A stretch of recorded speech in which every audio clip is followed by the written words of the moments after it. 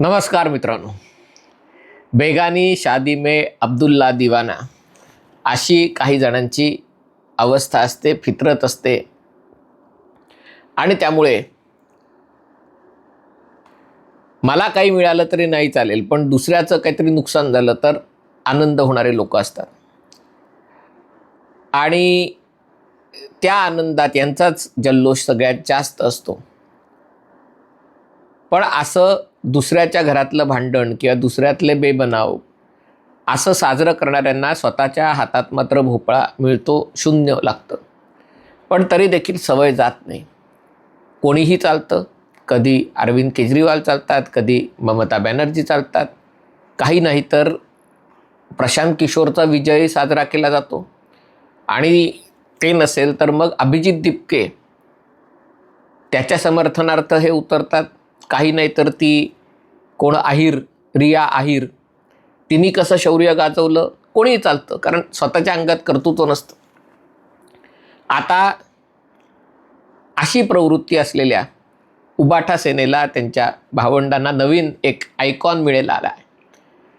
आणि तो आयकॉन म्हणजे के अण्णामलाई, जे भाजपाचे नेते होते, तामिळनाडू भाजपाचे अध्यक्ष होते. त्यांनी काही महिन्यापूर्वी तामिळनाडू भाजपाचा सदस्यत्वाचा राजीनामा दिला आणि आता ते आपल्या संघटनेद्वारे तामिळनाडूमध्ये काम उभं करणार आहेत. कदाचित नंतर राजकीय पक्ष काढतील. पण त्यांनी एका मुलाखतीत कशा प्रकारे भाजपामध्ये सगळी व्यवस्था केंद्रीकृत आहे आणि सगळ्या गोष्टी गुजरातला चाललेल्या आहेत याच्यावर भाष्य केलं. आधी ऐकूया अण्णामलाई काय म्हणाले ते. Madam, I believe right now the decisions are becoming Delhi centric, so it is very unfortunate that has to change, number one. And genuinely they have to empower state level leaders to make actions. It has to happen. And the Gujarat centric model of Delhi development has to change a bit. And you can't have all the AI companies going there, all wafer companies going there, 2030 Commonwealth Games going there, 2030 Police Games going there, 2036 Olympic Games going to Ahmedabad. You cannot have this Gujarat model of all India development. That has to break. People are watching. People in Andhra watching, people in Tamil Nadu watching, people in Kerala watching. It has to be a genuine broad-based development. Only then a national party will be accepted in a tough place like Tamil Nadu. बघा अण्णामलाई काय म्हणतायत. आणि हे ऐकून तर उबाठा सेनेचे संजय राऊत, आदित्य ठाकरे, स्वतः उबाठा, राज ठाकरे सगळ्यांना असा आनंदाचं भरता येईल की बघा तुमच्याच अण्णामलाईनी तुम्हाला सांगितलं.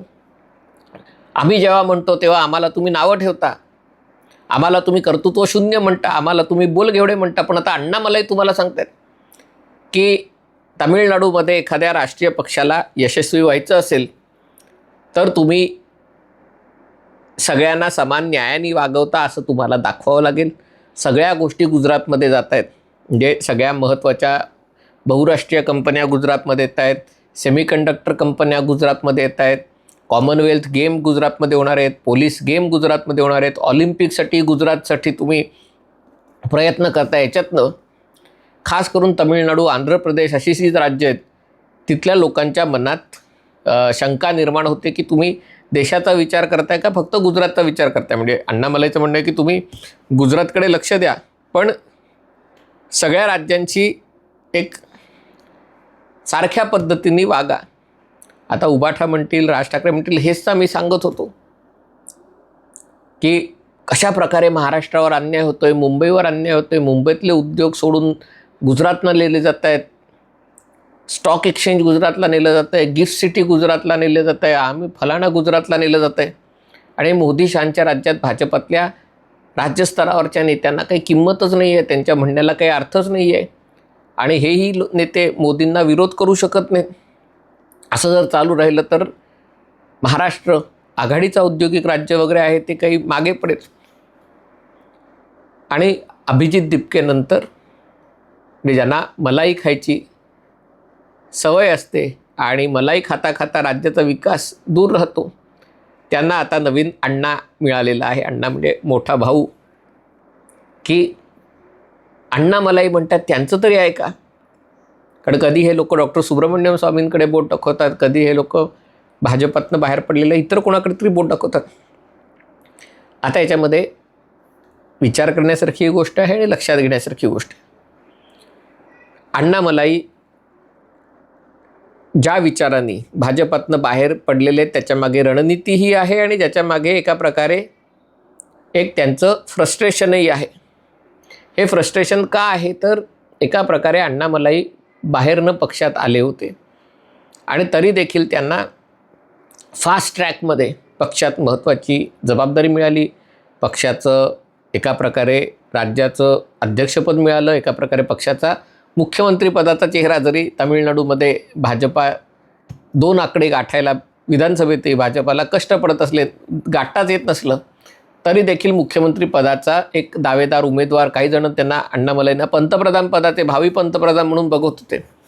तर हे अण्णामलाई असं अचानक का बोलायला लागले हा प्रश्न लोकांना पडणं स्वाभाविक आहे.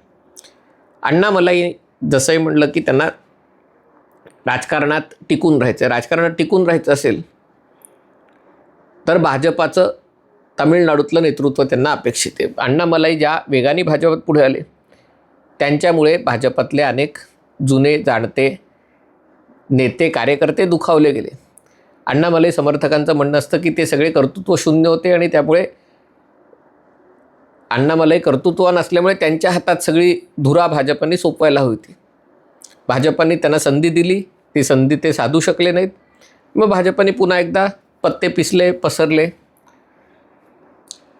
दुसरी गोष्ट त्याच्यामध्ये जर त्याच्यामागे रणनीती असेल तर ती अशी आहे की भाजपाला जर तामिळनाडू जिंकायचं असेल तर भाजपालाही याची कल्पना आहे की तामिळनाडू जिंकण्यासाठी तुम्ही राष्ट्रीय अस्मितेच्या आधारे फार यशस्वी होऊ शकत नाही. नरेंद्र मोदींनी तो पंतप्रधान म्हणजे प्रयत्न केला. एका प्रकारे त्यांनी तामिळनाडूच्या निवडणुकांच्या आधी तुम्ही बघितलं असेल त्यांना वेष्टी आणि तमिळ कपडे तशा पद्धतीचे कपडे आपल्या वेगवेगळ्या भाषणांमध्ये तमिळ साहित्यिक तिरुवल्लूर आणि इतरांचं संगम साहित्यातलं इतरची उदाहरणं देणं त्याचे की ज्याच्यामुळे तामिळनाडूतल्या लोकांवर त्याचा परिणाम होईल. काशी गंगा संगमम हे त्या याच्यामध्ये हे जे सगळे तामिळनाडूमधले जे राजे होते ज्यांनी एका प्रकारे पहिलं साम्राज्य चोळ साम्राज्य उभं केलं तर त्यांची गौरवगाथा लोकांपर्यंत नेण्यासाठी मोदी सरकारने प्रयत्न केले. तामिळनाडूचा काशीवर किती प्रभाव आहे ते दाखवण्याचे प्रयत्न केले पण तरी देखील त्याला यश आलं नाही. आणि म्हणून कदाचित अण्णामलाईंना की तुम्ही म्हणजे धुरंधर म्हणून भाजपानेच पाठवलं असेल असं काही जणांना वाटतं. ती शक्यता असू शकते कारण जिथे प्रांतीय अस्मिता इतकी प्रखर आहे तिथे तुम्ही राष्ट्रीय अस्मितेला तमिळ रंग लावून ती पुढे आणू शकत नाही. अण्णामलाई आणखीन एक वाक्य म्हणले तेही महत्त्वाचं आहे की राष्ट्रीय पक्षाला अडचण काय येते की कावेरीचं पाणी वाटप आहे किंवा महाराष्ट्र कर्नाटक सीमा प्रांत आहे. मग आत्ता कर्नाटकच्या निवडणुका आहेत मग कर्नाटकच्या बाजूने भूमिका घ्या. मग महाराष्ट्रात निवडणुका आहेत मग महाराष्ट्राच्या बाजूने भूमिका घ्या. पाणी प्रश्नावर जर कर्नाटकमध्ये काँग्रेसचं सरकार आहे तर तिथे एक भूमिका घ्या. तामिळनाडूमध्ये दुसरं सरकार आहे तर तिथे दुसरी भूमिका घ्या. पूर्वी लोकांना हे कळायचं नाही पण आता इंटरनेट समाज माध्यमामुळे या सगळ्या गोष्टी लोकांना कळतात. आणि एका प्रकारे भाजपात जे सत्तेचं केंद्रीकरण झालं आहे त्याला त्यांनी आक्षेप घेतला. खरं तर या केंद्रीकरणामुळेच अण्णामलाईंना संधी मिळाली पण आता ती संधी गेल्यावर त्यांना त्या केंद्रीकरणाचं काटे बोचायला लागले. आणि त्यांचं म्हणणं आहे की हे असे निर्णय केंद्रीय पातळीवर म्हणजे अमित शहा किंवा मोदींनी न घेता ते त्या राज्यातल्या लोकांना ते घेऊ द्यावे आणि ज्या प्रकारे गुजरातला एक झुकतं माप मिळतं आहे ते मिळू नये. आता इथे अण्णामलाईंनीही एक गोष्ट लक्षात घ्यायची गरज आहे. नरेंद्र मोदी गुजरातचे मुख्यमंत्री होते 2001 ते 2014. केंद्र सरकारने गुजरातला कोणती मदत करणं तर राहिलं दूर. गुजरातला पाण्यात पाहून ज्या ज्या प्रकारचे निर्बंध मोदी सरकारवर टाकता येतील ते टाकले. मोदींना व्हिसा देऊ नये म्हणून सत्ताधारी पक्षाच्या लोकांनी अमेरिकेच्या अध्यक्षांना आणि संसदेला लिहिलं की एका राज्याच्या लोकनिर्वाचित मुख्यमंत्र्यांना व्हिसा देऊ नये. त्यांच्याविरुद्ध आंतरराष्ट्रीय न्यायालयात खटला चालवावा म्हणून इथल्याच लोकांनी प्रयत्न केले. कुठलेही नवीन प्रकल्प किंवा असं सगळं येत असताना गुजरातमध्ये कशा प्रकारे हिंदू मुस्लिम तणाव आहे आणि मुसलमानांचं आयुष्य धोक्यात आहे हे सगळं चित्र उभं केलं गेलं. म्हणजे अमित शहांना तर तुरुंगात टाकण्यात आलं, मोदींनाही तुरुंगात टाकण्याची तयारी करण्यात आली होती. आणि अशा सगळ्या परिस्थितीला पुरून उरून नरेंद्र मोदींनी जो काही गुजरातचा विकास झालेला आहे त्याच्यातही अनेक त्रुटी राहिलेल्या आहेत, पण जो काही विकास गुजरातमध्ये गेल्यावर असे रस्त्यांना खड्डे वगैरे फारसे दिसत नाहीत. एकूण जे साबरमती नदीचा तो प्रकल्प सुशोभीकरण असेल, कांकरिया लेक असेल, सौर ऊर्जा असेल, नर्मदेचं पाणी कच्छपर्यंत नेणं असेल, हे मी सगळे मोदींच्या काळातले मुख्यमंत्रीपदाच्या काळातले प्रकल्प सांगतो. व्हायब्रंट गुजरातसारखी गुंतवणूक परिषद आयोजित करणं असेल, या सगळ्या गोष्टी मोदींनी मुख्यमंत्री म्हणून केल्या तेव्हा केंद्रात भाजपचं सरकार नव्हतं आणि केंद्रात गुजरातप्रेमी सरकारही नव्हतं. उलट गुजरात आणि नरेंद्र मोदींचं खच्चीकरण करण्यासाठी सगळे प्रयत्न केले जात होते. आणि तरी देखील जर नरेंद्र मोदींनी गुजरातला देशातलं सगळ्यात विकसित राज्य तेव्हा बनवण्यात हातभार लावला असेल तर जरी धरून चाललं, अण्णामलाईंचं म्हणणं जरी धरून चाललं की केंद्र सरकारचं गुजरातच्या दृष्टीने किंवा कदाचित उत्तर प्रदेशाकडे झुकतं माप आहे आणि बाकीच्या राज्यांना त्या प्राधान्य नाही आहे, तर त्यांना हा प्रश्न विचारणं आवश्यक आहे की जर मोदींनी 2001 ते 2014 करून दाखवलं, तक्रार न करता न रडता करून दाखवलं, तर तुम्हाला करायला काय अडचण आहे? आणि तशी गोष्ट महाराष्ट्राने केलेली आहे. हे खरं आहे की अजून जे मोठे प्रकल्प आहेत ते गुजरातमध्ये गेलेले आहेत, पण जी गुंतवणूक आहे सेवा क्षेत्रातली आहे, तंत्रज्ञान क्षेत्रातली आहे, ती महाराष्ट्रात ज्या प्रमाणात येते ते बघता देवेंद्र फडणवीसांनी उगाचच गुजरातची तुलना न करता किंवा रडणं चालू न ठेवता त्यांनी गुजरातच्या रेषेपेक्षा महाराष्ट्राची रेष मोठी आखली. गेल्या 3-4 वर्षाची तुलना करा, गुजरातमध्ये झालेली गुंतवणूक, महाराष्ट्रात झालेली गुंतवणूक, महाराष्ट्र त्याच्या बराच पुढे. आणि ज्या गोष्टी सरकारी प्रयत्नातून होतात त्यातल्या जर मेरिट असेल तर त्या चालू राहतात, पण अन्यथा सरकारी कितीही मदत केली तरी त्या गोष्टी चालू राहत नाहीत. गुजरातनी स्टार्टअप आणि इनोव्हेशन आणि याच्यामध्ये नरेंद्र मोदी स्वतः 2012 पासून आग्रही होते, पण या गोष्टी गुजरातमध्ये उभ्या राहू शकल्या नाहीत कारण ती संस्कृती तिकडे नसल्यामुळे. आणि त्यामुळे असं नाही की सरकारने मदत केली की सगळ्या गोष्टी यशस्वी होतात, हे नाही झालेलं आहे. मध्य प्रदेशमधली शहरं गुजरातच्या शहरांपेक्षा स्वच्छ आहेत. महाराष्ट्रात सेवा क्षेत्रात आणि तंत्रज्ञान क्षेत्रात गुजरातपेक्षा जास्त गुंतवणूक येते. तमिळनाडूचं उदाहरण घ्या अण्णामलाईंच्या. अजूनही हे सगळे मोबाईल फोन, आयफोन, ॲपल वगैरे जे सगळे आहेत त्यांनी तमिळनाडूमध्ये गुंतवणूक केलेली आहे, गुजरातमध्ये नाही गेलेले. आणि त्यामुळे जर लाथ मारीन तिथे पाणी काढीन अशा प्रकारचा जर तुमचा दृष्टिकोन असेल तर तुम्ही याच्याबद्दल काळजी करायला नको. पण हे खरं आहे, अण्णामलाईंना तमिळनाडूच्या राजकारणात यशस्वी व्हायचं आहे आणि त्याच्यासाठी गुजरात विरोधाचा मुद्दा त्यांनीच जर लावला तर एका प्रकारे स्टॅलिन असेल, विजय असेल यांची धार बोथट होते.